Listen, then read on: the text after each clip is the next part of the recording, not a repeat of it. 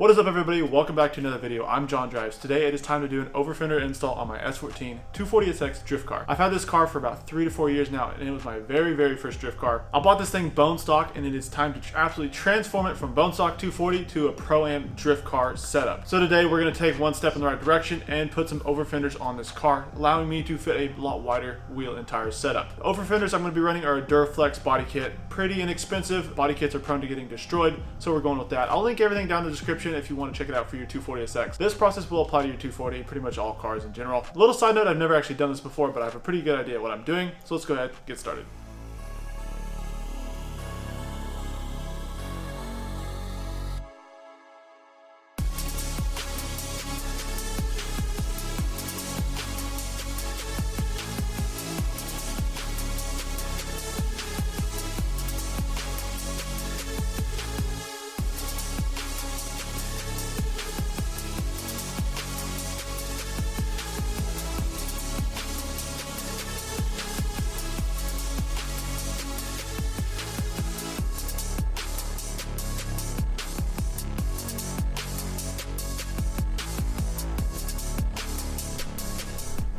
Alrighty, so here are the overfenders I'm going to roll with. These are, like I said, these are the Duraflex ones.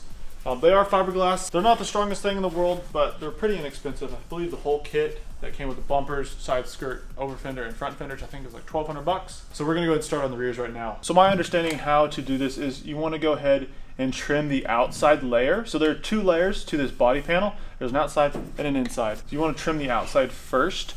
Kind of make a nice radius here. That will be gone and the inside will be exposed. At that point, you go ahead and cut little slits in it. That way you can go ahead and tap them up. Some people do like to tack weld them to the inside layer. First, I need to figure out how much I want to cut in comparison to like where my rear bumper sits and where my front bumper sits. This is a drift car, however, it's not tube, so I don't want to cut too much off of it because the metal here is all the metal I have. There's no tube behind it. So I definitely want to keep it structural. Once it does get kind of beat up, I will end up tubing this car. At that point, you will go ahead and like cut the entire section out. But step 1 is figuring out where I need to cut and mocking up my rear bumper so I can kind of figure that out.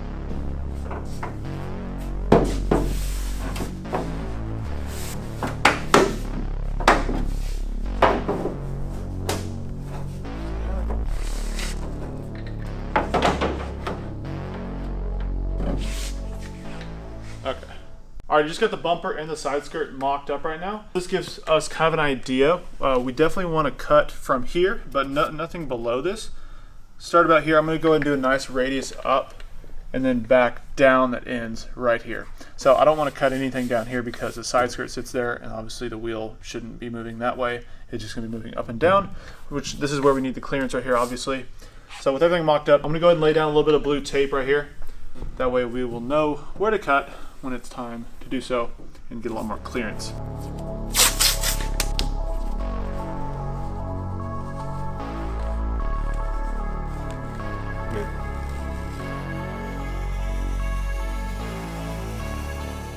Well, it is officially cutting day for the S14. I got everything mocked up, got the line taped right here, so I know where I'm going to cut. Now I'm just going to take my trusty little angle grinder and just start trimming away this outer layer. This is definitely a big step for this build.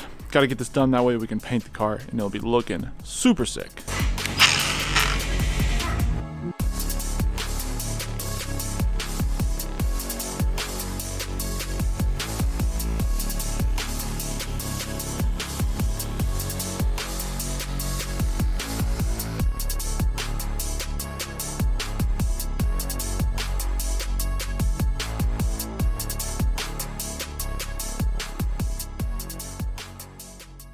So I just got the first 2 cuts done on this fender. It's coming out pretty good, especially for my first time. So here's what it's looking like. Definitely got a lot more clearance. It's not 100% perfect, as you can tell right there, but I'm gonna go ahead, I haven't even grinded it down or sanded it at all. So I'm gonna go ahead and smooth this up along the top, just a touch.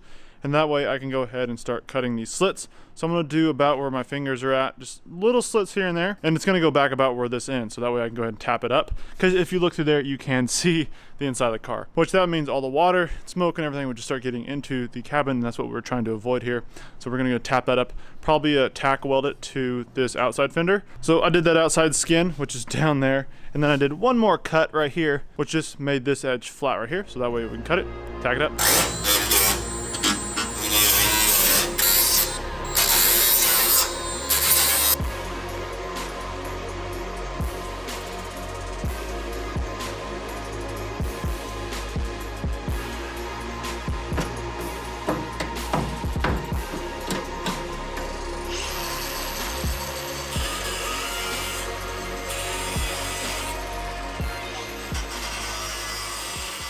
Well guys, got this side pretty much ready to be tack welded. This is kind of how it came out in here if you can take a look. So there is a pretty big gap once they fan out. My understanding of it is that you go ahead and tack these little fins up to the body. Then you go ahead and use seam sealer and fill up all these little gaps. That way you can kind of keep the tire smoke and water from getting inside. I'm gonna go and see if I can find some seam sealer and fire up my welder. I might need to trim down these edges just a little bit more because they're kind of sharp, but you guys get the idea. I just went ahead and used my little Milwaukee die grinder. If you haven't seen these Milwaukee tools, definitely look into them. I have a handful of them and I absolutely love them. They all use pretty much the same battery. There's two different types of battery.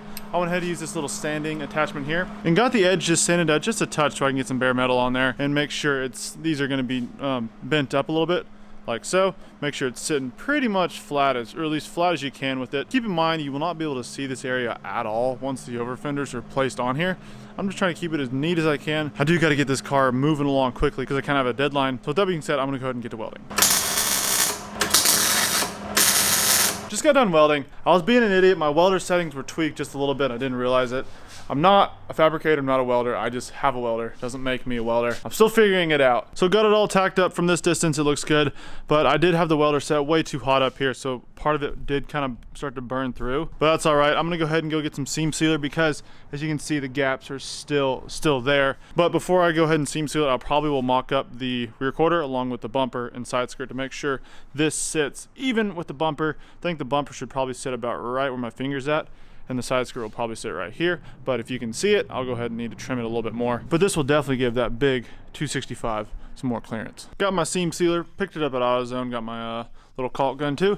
Now this process is gonna be just as simple as laying a little bead along here as well on the inside here. Might have to let it dry and go back and do another coat to fill all these little gaps. Alrighty, my seams are officially sealed. Now it's time to go ahead and start on the other side while we let this dry. So I gotta go do the whole process all over again. And hopefully we can get some cool shots in.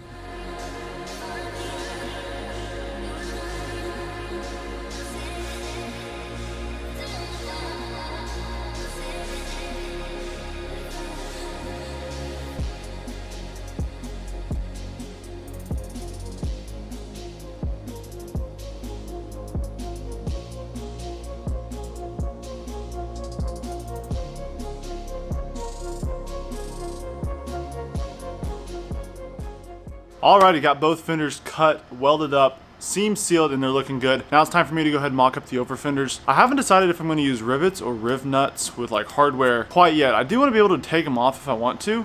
This S14 sitting behind me, I didn't build this car, but it does have self-tap screws, which is really practical, but I was trying to avoid that just because it kind of looks bad, but at the end of the day, it's still a drift car. Next, I'm going to go ahead and mock it up, figure out where I'm going to drill the holes. I guess then I'll have to decide what size hole I need to drill, varied if I'm going to do riv nuts or rivets, but you guys will probably get the idea. Well, just got this overfender mocked up, threw the bumper and the side skirt back on.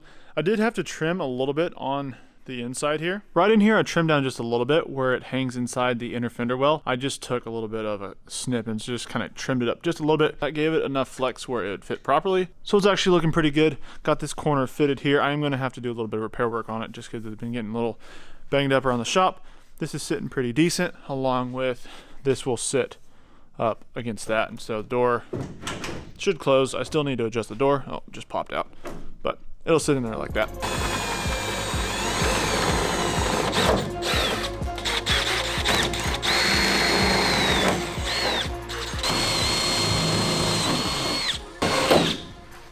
So I'm gonna go ahead and put these about 6 inches apart. Like I said, I've never really done this before, so I'm not quite sure what the normal is. It looks about right to me. We'll see how it comes out. I'm using 3/16 rivets, so I did decide I'm gonna use rivets, not riv nuts. So we're drilling the holes right now. Got most of these drilled on the top, so I'm gonna put a line of rivets on the top and on the side here.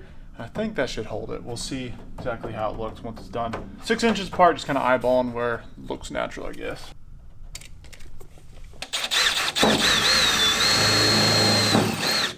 So this is the rivet gun I ended up picking up. It's 20 bucks at Harbor Freight. Really, really easy. Like I said, I'm gonna use 3/16 rivets. These were 5 bucks at Harbor Freight for 100 of them in here.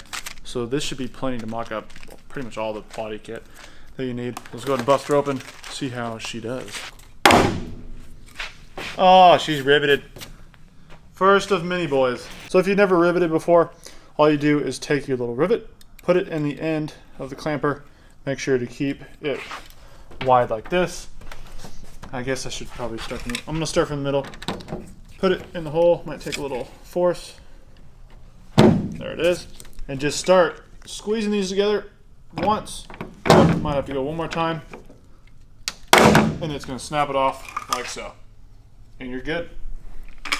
This one has a little bottle so they don't shoot off, which is kind of fun.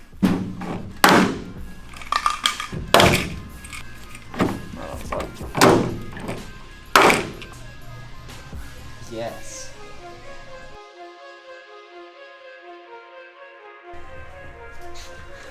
Alrighty guys, just finished up the Overfender install. Got it all riveted in, so I called my buddy Jack Davis. He gave me some pointers. He's done this a few times. He pretty much said for this application for a drift car that's going to get beat, go ahead and rivet it on, paint it how it is. It's going to be good for your first go around because in drifting the body kits tend to kind of get destroyed. Popping tires and tires sitting in it and stuff like that. So here is where we're at right now with it. I got all the rivets on. As you can see, a cheap kit like this does seem to buckle a little bit whenever you rivet it up against the sheet metal of the body. Overall, fairly pleased. Some of these corners are a little bit cracked, which is unfortunate, but I'm going to take a little bit of body filler and kind of smoothen them out when I paint. I will be painting this car, and that will be kind of a little mini series. So make sure to stay tuned for that. I'm really excited to see how this turns out. It should be a lot of fun. I'm ready to drive this car. It's been way too long. If this helped you at all, make sure to hit the thumbs up and subscribe. Let me know down in the comments what you think of the S14. Thank you guys so much for watching. Catch you guys in the next one.